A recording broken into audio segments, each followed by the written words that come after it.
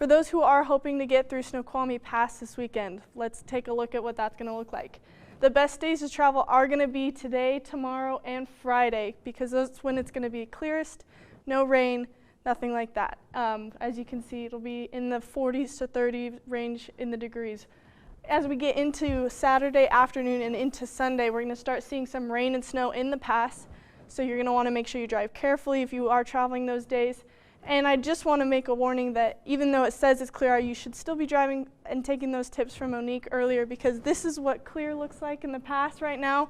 It's still pretty foggy and visibility is not great, so make sure you keep that driving distance and be aware of your surroundings.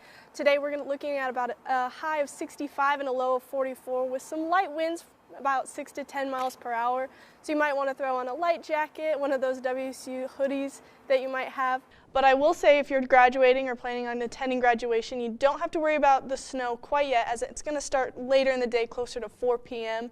and go into the night. Pineapple Express is when a tropical storm from Hawaii, hence the name Pineapple, will head through an atmospheric river, which is just a short channel right here that hits right into the west coast, right here in California, where it'll then shoot up the west coast into Oregon and Washington, as you can see. Now, the west side is definitely getting the most of this Pineapple Express, although you can see we are getting some of it as well. Well, I hate to be the bearer of bad news, but unfortunately it is rain all around. As you can see, tomorrow we have a high of 55 and a low of 40 and lots of rain. There's about a 90% chance of rain, so definitely want to pack those rain jackets, maybe an umbrella, something to keep you dry. Now, if you're planning on traveling to the west side for a Christmas break, let's look at the Snoqualmie Pass 5-day forecast so you can kind of plan on when it's safe to travel. As you can see, it is rain and snow mix all throughout the weekend. Low temperatures, see 32 to 30, 38, 34, all very cold, which means that even if it's going to rain, it'll definitely freeze once it hits that pavement. As you can see, even when it is not currently raining, you'll see that it's still very low temperatures, so that ice will stick.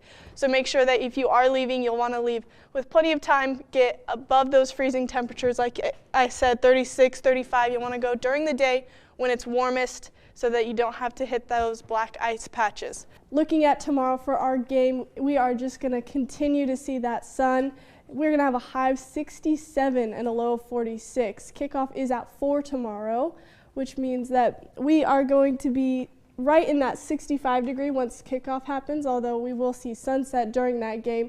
So I suggest a light jacket, but overall it's going to be beautiful, clear skies. It really is looking beautiful today, and while it's still a little bit cold, as you can see, it's currently 65 with a low of 43. It is definitely looking like we're going to have a warmer week than last week.